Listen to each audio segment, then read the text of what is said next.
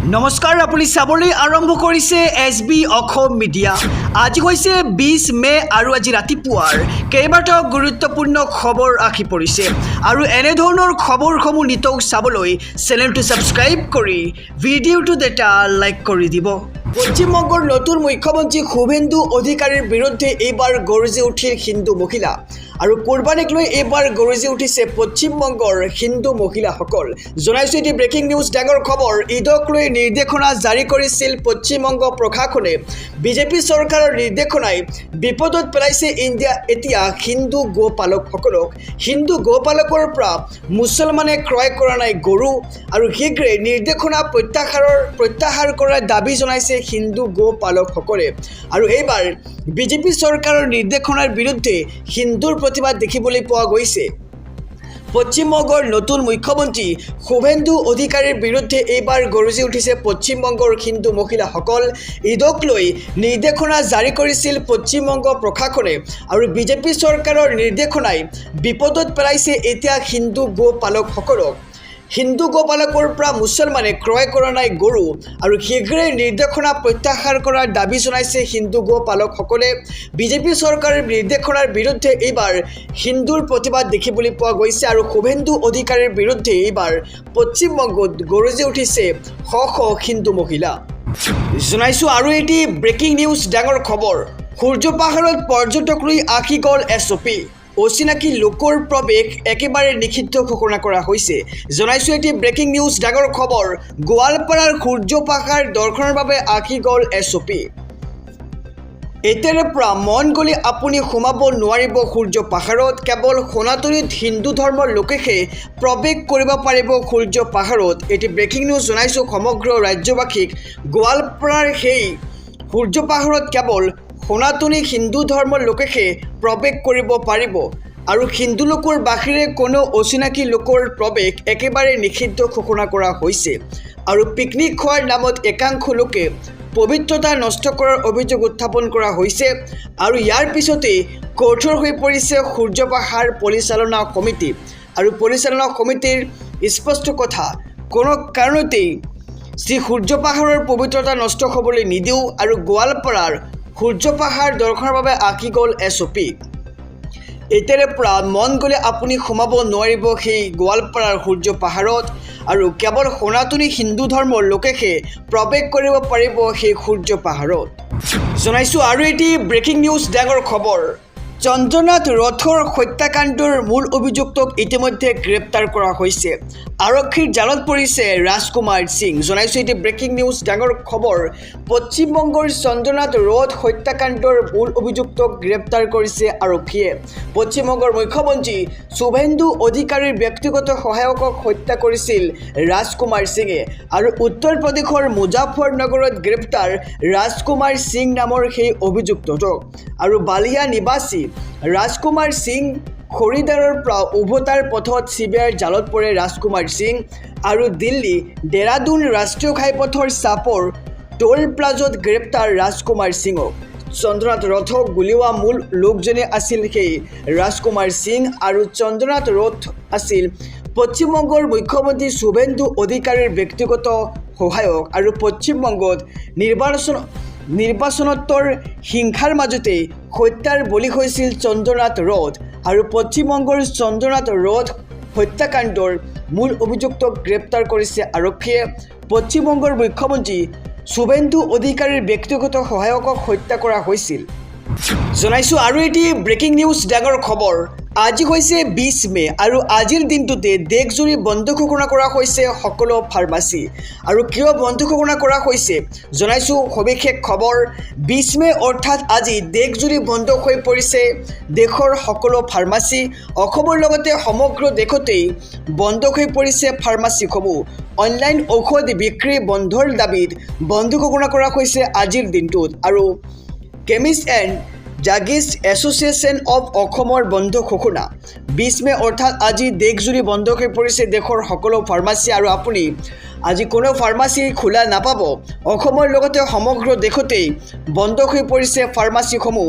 Online ঔষধ বিক্ৰী বন্ধৰ দাবীত বন্ধ ঘোষণা কৰা হৈছে আজি দেশৰ সকলো ফাৰ্মাচী।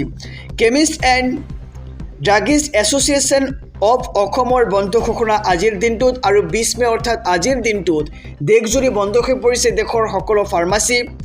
সমগ্ৰ ৰাজ্যবাসীক জনাইছোঁ আৰু এটি ব্ৰেকিং নিউজ ডাঙৰ খবৰ।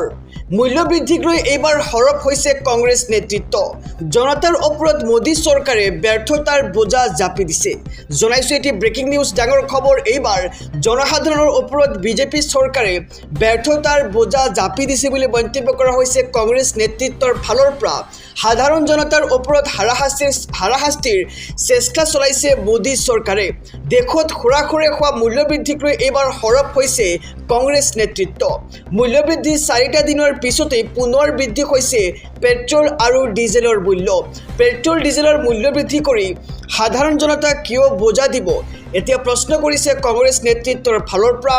আৰু এইবাৰ মূল্য বৃদ্ধিক লৈ সৰব হৈছে AICCৰ সভাপতি মল্লিকাৰ্জুন খাৰ্গে। আৰু জনতাক লুটি আদানীক আমেৰিকাৰ পৰা বিনামূলীয়া পাছ দিয়াৰ চেষ্টা চৰকাৰৰ। আৰু এয়া হৈছে কেন্দ্ৰৰ মোদী চৰকাৰৰ ৰাজ্যৰ ওপৰত ব্যৱহাৰ কৰা মডেল বুলি এতিয়া কংগ্ৰেছৰ নেতৃত্বৰ ফালৰ পৰা এনে বিস্ফোৰক মন্তব্য কৰা হৈছে। বিশ্বৰ গুৰু হোৱাৰ ভুৱা গৌৰৱেৰে ৰাছিয়াৰ পৰা তেল ক্ৰয় কৰিব বিচাৰে ভাৰতে। আৰু তেল ক্ৰয়ৰ অনুমতিৰ বাবে আমেৰিকাক এমাহ বৃদ্ধিৰ কাতৰ অনুৰোধ জনায় ভাৰতে। আৰু কেন্দ্ৰৰ বিজেপি NDA চৰকাৰৰ বিৰুদ্ধে এইবাৰ ক্ষোভ ৰাজ্যসভাৰ সাংসদগৰাকীৰ। বিজেপিত বৰ্তমান সময়ত দূৰদৰ্শিতা আৰু নেতৃত্বৰ অভাৱ হৈ পৰিছে। দেশৰ সংকটৰ সময়ত চৰকাৰখন কেৱল ব্যস্ত আছিল নিৰ্বাচনত। আৰু ভাৰতবৰ্ষৰ পূৰ্বৰ কোনো চৰকাৰ এই পৰ্যায়লৈ অৱনমিত হোৱা নাই বুলি মন্তব্য কংগ্ৰেছৰ নেতৃত্বৰ ফালৰ পৰা কৰা হৈছে। আৰু প্ৰধানমন্ত্ৰী নৰেন্দ্ৰ মোদীয়ে ৰাইজৰ ওচৰত জবাবদিহিতাক নিশ্চিত কৰিব লাগে। প্ৰতিবাৰেই প্ৰধানমন্ত্ৰী নৰেন্দ্ৰ মোদীয়ে ভাৰতীয়ৰ গৌৰৱক আঘাত কৰে আৰু জনসাধাৰণৰ ওপৰত বিজেপি চৰকাৰে ব্যৰ্থতাৰ বোজা জাপি দিছে বুলি মন্তব্য এইবাৰ মল্লিকাৰ্জুন খাৰ্গেৰ। আৰু জনসাধাৰণৰ ওপৰত বিজেপি চৰকাৰে ব্যৰ্থতাৰ বোজা জাপি দিছে বুলি মন্তব্য কৰা হৈছে কংগ্ৰেছ নেতৃত্বৰ ফালৰ পৰা। সাধাৰণ জনতাৰ ওপৰত হাৰাশাস্তিৰ চেষ্টা চলাইছে মোদী চৰকাৰে। আৰু দেশত খোৰাখুৰে হোৱা মূল্যবৃদ্ধিক লৈ এইবাৰ সৰব হৈছে কংগ্ৰেছ নেতৃত্ব। আৰু মূল্যবৃদ্ধিৰ 4টা দিনৰ পিছতেই পুনৰ বৃদ্ধি হৈছে পেট্ৰল আৰু ডিজেলৰ মূল্য। আৰু পেট্ৰল ডিজেলৰ মূল্য বৃদ্ধি কৰি সাধাৰণ জনতাক কিয় বোজা দিব বুলি প্ৰশ্ন কৰিছে এইবাৰ কংগ্ৰেছ নেতৃত্বৰ ফালৰ পৰা। আৰু এইবাৰ মূল্যবৃদ্ধিক লৈ সৰব হৈছে AICCৰ সভাপতি মল্লিকাৰ্জুন খাৰ্গে। জনাইছোঁ আৰু এটি ব্ৰেকিং নিউজ ডাঙৰ খবৰ। ভাৰতীয় অৰ্থনীতিত মোক্ষম আঘাত। ডলাৰৰ বিপৰীতে পতন হ'ল এইবাৰ ভাৰতীয় টকাৰ। $1 মূল্য হ'লগৈ 96.43 টকা। জনাইছোঁ এটি ব্ৰেকিং নিউজ ডাঙৰ খবৰ। আন্তঃৰাষ্ট্ৰীয় প্ৰেক্ষাপটৰ এটি ব্ৰেকিং নিউজ জনাইছোঁ। দেশৰ অৰ্থনীতিলৈ অতি উদ্বেগজনক খবৰ আহি পৰিছে। ডলাৰৰ বিপৰীতে এইবাৰ পতন হ'ল ভাৰতীয় টকাৰ। $1 মূল্য হ'লগৈ 96.43 টকা। আৰু ভূ ৰাজনৈতিক অস্থিৰতা আৰু আন্তঃৰাষ্ট্ৰীয় বজাৰৰ হেঁচাত এইবাৰ বিপৰ্যস্ত ভাৰতীয় মুদ্ৰা। ভূ ৰাজনৈতিক অস্থিৰতা আৰু আন্তঃৰাষ্ট্ৰীয় বজাৰত হেঁচাত এইবাৰ বিপৰ্যস্ত ভাৰতীয় মুদ্ৰাক দেখিবলৈ পোৱা গৈছে। ডলাৰৰ বিপৰীতে ভাৰতীয় টকাৰ পুনৰ খহনীয়াৰ খবৰ আহি পৰিছে। মঙলবাৰে বজাৰ মুকলি হোৱাৰ লগে লগেই টকাৰ মূল্যত মাৰাত্মক পতন দেখিবলৈ পোৱা গৈছে। প্ৰাৰম্ভিক ব্যৱসায়তে আমেৰিকান ডলাৰৰ তুলনাত 800 পইচা খহিল ভাৰতীয় টকা। আৰু $1 আমেৰিকান ডলাৰৰ মূল্য হ'লগৈ 96.43 টকা। আৰু ভাৰতীয় মুদ্ৰাৰ ইতিহাসত এয়া অভূতপূৰ্ব আৰু সৰ্বকালৰ নিম্নগামী ৰেকৰ্ড বুলি এতিয়া অভিহিত কৰা হৈছে। গোলকীয় বজাৰৰ খামখিয়ালিৰ বাবে ক্ৰমাৎ দুৰ্বল হৈ পৰিছে ভাৰতীয় টকাৰ মূল্য।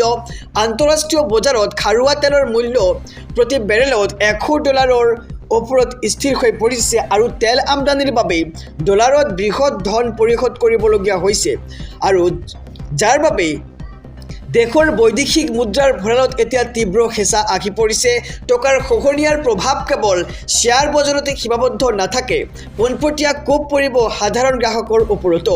বিদেশী ইলেক্ট্ৰনিক্স সঁজুলি যন্ত্ৰপাতি আৰু অপৰিশোধিত তেল আমদানিৰ খৰচ বহুখিনি বৃদ্ধি পাব এতিয়া আৰু দেশৰ অৰ্থনীতিলৈ অতি উদ্বেগজনক খবৰ আহি পৰিছে এইবাৰ কিয়নো ডলাৰৰ বিপৰীতে পতন হ'ল ভাৰতীয় টকাৰ $1 মূল্য হ'লগৈ এতিয়া 96.43 টকা আৰু ভূ ৰাজনৈতিক অস্থিৰতা আৰু আন্তঃৰাষ্ট্ৰীয় বজাৰত হেঁচাত বিপৰ্যস্ত হৈ পৰিছে ভাৰতীয় মুদ্ৰা জনাইছোঁ আৰু এটি ব্ৰেকিং নিউজ ডাঙৰ খবৰ বুলডোজাৰ সংস্কৃতি নচলিব উচ্ছেদৰ বিৰুদ্ধে এইবাৰ ন্যায়ালয়ত ভয়ংকৰ হুংকাৰ দিয়া দেখিবলৈ পোৱা গৈছে জনাইছোঁ আৰু এটি ব্ৰেকিং নিউজ ডাঙৰ খবৰ গতিকে খবৰটো দিয়াৰ আগতে যদিহে আপুনি আমাৰ এই চেনেলটোত নতুন তেন্তে ছাবস্ক্ৰাইব কৰক আৰু যদিহে ফেচবুকত চাই আছে তেন্তে ফেচবুক পেজটো ফ'ল' কৰিবলৈ একেবাৰে নাপাহৰিব জনাইছোঁ ব্ৰেকিং নিউজ ডাঙৰ খবৰ চৰকাৰ প্ৰশাসনৰ বুলডোজাৰ একশ্যনক এইবাৰ গৰিহণা ন্যায়ালয়ৰ ইউপি বিহাৰৰ দৰে বুলডোজাৰ একশ্যন চলিবলৈ দিয়া নক'ব ইউপি বিহাৰৰ দৰে এইবাৰ বুলডোজাৰ সংস্কৃতি সকলোতে চলিবলৈ দিয়া নক'ব সপোনৰ এখন ঘৰ ছেকেণ্ডত ভাঙি দিয়াটো কেতিয়াও গ্ৰহণযোগ্য নকয় বহু কষ্টৰে এটা পৰিয়ালে এখন ঘৰ নিৰ্মাণ কৰে আৰু দেশৰ সকলোৰে বাবে এখন ঘৰ বনোৱাটো অতি সহজ কথা নহয় বুলি এতিয়া মন্তব্য কৰা হৈছে আৰু এইখন ইউপি আৰু বিহাৰ নকয় বুলডোজাৰ একশ্যনৰ বিৰুদ্ধে এইবাৰ ক্ষুণ্ণ হৈ পৰিছে বম্বে উচ্চ ন্যায়ালয় মহাৰাষ্ট্ৰত ইউপি বিহাৰৰ দৰে বুলডোজাৰ সংস্কৃতি চলিবলৈ দিয়া নক'ব বম্বেত ন্যায়াধীশ সিদ্ধেশ্বৰ থম্ব্ৰেৰ বিচাৰপীঠৰ এই বৃহৎ ৰায়দান আৰু উচ্ছেদৰ বিৰুদ্ধে এইবাৰ হানিফ খান নামৰ এজন লোকে কৰিছিল আবেদন সম্পূৰ্ণ অনৈতিকভাৱে বুলডোজাৰ চলোৱাৰ অভিযোগ হানিফ খানৰ বিৰুদ্ধে আৰু হানিফ খানৰ আবেদন স্বীকাৰ কৰা ন্যায়ালয়ে দিলে এই গুৰুত্বপূৰ্ণ ৰায়দান আৰু চৰকাৰ প্ৰশাসনৰ বুলডোজাৰ একশ্যনক এইবাৰ গৰিহণা বম্বে ন্যায়ালয়ৰ জনাইছোঁ আৰু এটি ব্ৰেকিং নিউজ ডাঙৰ খবৰ ভাৰতৰ সকলো লোক প্ৰথমে হিন্দু আছিল লোভী আৰু পলায়নবাদীসকলেহে ধৰ্ম সলাই মুছলমান হ'ল আৰু এইবাৰ এনে মন্তব্য কৰিছে উত্তৰ প্ৰদেশৰ প্ৰতাপগড়ৰ কুণ্ডা সমষ্টিৰ বিধায়ক ৰাজা ভূঞাৰে জনাইছোঁ ব্ৰেকিং নিউজ ডাঙৰ খবৰ যিসকল কাপুৰুষ আছিল তেওঁলোকে মুছলমান হ'ল আৰু যিসকল লোকৰ বুকুত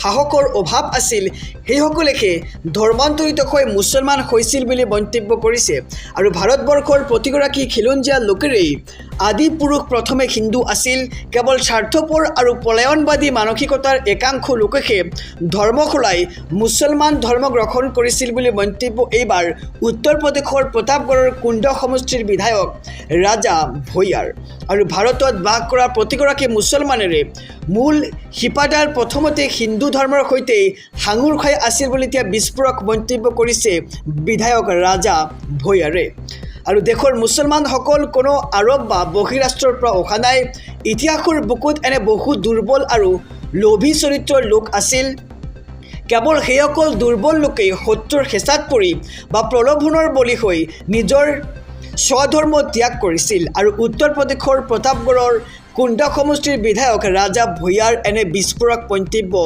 আজিৰ দিনটোত আমি শুনিবলৈ পাইছোঁ আৰু যিসকল কাপুৰুষ আছিল তেওঁলোকে মুছলমান হ'ল বুলি মন্তব্য ৰাজা ভূঞাৰ জনাইছোঁ আৰু এটি ব্ৰেকিং নিউজ ডাঙৰ খবৰ এইবাৰ মূল্যবৃদ্ধিক লৈ সৰব হৈছে ৰাজ্যৰ মুখ্যমন্ত্ৰী ডক্টৰ হিমন্ত বিশ্ব শৰ্মা মূল্যবৃদ্ধিক লৈ হিমন্ত বিশ্ব শৰ্মাৰ পৰ্যালোচনা দেখিবলৈ পোৱা গৈছে মূল্যবৃদ্ধি ৰোধৰ বাবে এইবাৰ ব্যৱস্থা গ্ৰহণ নিউজ ডাঙৰ খবৰ মূল্যবৃদ্ধিক লৈ 6টাকৈ বিশেষ নিৰ্দেশনা মুখ্যমন্ত্ৰী ডক্টৰ হিমন্ত বিশ্ব শৰ্মাৰ আপোনাৰ পৰা সামগ্ৰীত অধিক দাম ল'লে ব্যৱসায়ৰ বিপদ নিশ্চিত হৈ পৰিব বাতিল হ'ব গ্ৰাহকৰ অধিক দাম লোৱা দোকানৰ ট্ৰেড লাইচেন্সখন আৰু সকলো দোকান পাইকাৰী বিপণীত লিখি থ'ব লাগিব খুচুৰা আৰু পাইকাৰী মূল্য হ'ব অস্বাভাৱিক মূল্যবৃদ্ধি প্ৰসংগত এইবাৰ দিছপুৰত মুখ্যমন্ত্ৰীৰ পৰ্যালোচনা বৈঠক অনুষ্ঠিত হৈছে আৰু ৰাজ্যৰ বজাৰে বজাৰে এতিয়াৰে পৰা চোকা নজৰ থাকিব প্ৰশাসনৰ মূল্যবৃদ্ধি ধৰা পেলাবলৈ ৰাজ্যত তীব্ৰতৰ হ'ব ক্ষেত্ৰ পৰ্যায়ৰ নিৰীক্ষণ জিলা আয়ুক্তৰ নেতৃত্বত বজাৰে বজাৰে দৃষ্টি ৰাখিবলৈ নিৰ্দেশ মুখ্যমন্ত্ৰী ডক্টৰ হিমন্ত বিশ্ব শৰ্মাৰ প্ৰধানমন্ত্ৰী উজ্জ্বলা যোজনাৰ হিতাধিকাৰীৰ দ্ৰুত আধাৰ সংযোজনতো গুৰুত্ব প্ৰদান কৰিছে চৰকাৰখনে LPG চিলিণ্ডাৰ বিতৰণত আঁসোৱাহসমূহ দূৰ কৰিবলৈ লোৱা হ'ব কঠোৰ ব্যৱস্থা আৰু চিলিণ্ডাৰ যাতে ক'লা বজাৰত বিক্ৰী কৰিব নোৱাৰে তাৰ ওপৰত থাকিব কড়া দৃষ্টি আৰু দিছপুৰত মুখ্য সচিবকে ধৰি বিভিন্ন বিভাগৰ বিষয়ৰ সৈতে আলোচনা মুখ্যমন্ত্ৰী ডক্টৰ হিমন্ত বিশ্ব শৰ্মাৰ আৰু মূল্যবৃদ্ধি ৰোধৰ ক্ষেত্ৰত সকলো ধৰণৰ ব্যৱস্থা গ্ৰহণৰ নিৰ্দেশ মুখ্যমন্ত্ৰীগৰাকীৰ। ডিচিৰ নেতৃত্বত 3 পৰা 4 দিনৰ ভিতৰত বহিব জিলা নিৰীক্ষণ সমিতিৰ বৈঠক আৰু মূল্যবৃদ্ধিক লৈ 6টাকৈ বিশেষ নিৰ্দেশনা মুখ্যমন্ত্ৰী ডক্টৰ হিমন্ত বিশ্ব শৰ্মাৰ। জনাইছোঁ আৰু এটি ব্ৰেকিং নিউজ ডাঙৰ খবৰ। ইন্ধনৰ নাটনি, এদিন যুগ্ম আৰু এদিন অযুগ্ম সংখ্যাৰ বাহনহে চলাব পাৰিব ৰাজপথত। জনাইছোঁ এটি ব্ৰেকিং নিউজ ডাঙৰ খবৰ। ইন্ধনৰ নাটনিৰ বাবে চৰকাৰৰ এই ডাঙৰ সিদ্ধান্ত। এদিন যুগ্ম আৰু আন এদিন অযুগ্ম সংখ্যাৰ বাহনহে চলাব পাৰিব ৰাজপথত। হাল সলনিকৈ যুগ্ম আৰু অযুগ্ম সংখ্যাৰ পঞ্জীভূত বাহন চলাচলৰ সিদ্ধান্ত এইবাৰ চৰকাৰৰ। সোমবাৰৰ পৰাই কাৰ্যকৰী হৈছে এই বিশেষ নিৰ্দেশনা। শনিবাৰ আৰু দেওবাৰেহে ৰাজপথত চলাচল কৰিব সকলো বাহন। ছিকিম চৰকাৰৰ পৰিবহণ বিভাগৰ এই বিশেষ নিৰ্দেশনা অৱশ্যে নিৰ্দেশনা অসমৰ বাবে নহয়, ছিকিমৰ বাবেহে। ইন্ধনৰ নাটনিৰ বাবে চৰকাৰৰ ডাঙৰ সিদ্ধান্ত। এদিন যুগ্ম আৰু আন এদিন অযুগ্ম সংখ্যাৰ বাহনহে চলাব পাৰিব ৰাজপথত। হাল সলনিকৈ যুগ্ম অযুগ্ম সংখ্যাৰ পঞ্জীভূত বাহন চলাচলৰ সিদ্ধান্ত ছিকিম চৰকাৰৰ আৰু সোমবাৰৰ পৰাই কাৰ্যকৰী হ'ল এই বিশেষ নিৰ্দেশনা। শনিবাৰ আৰু দেওবাৰেহে ৰাজপথত চলাচল কৰিব পাৰিব সকলো বাহন।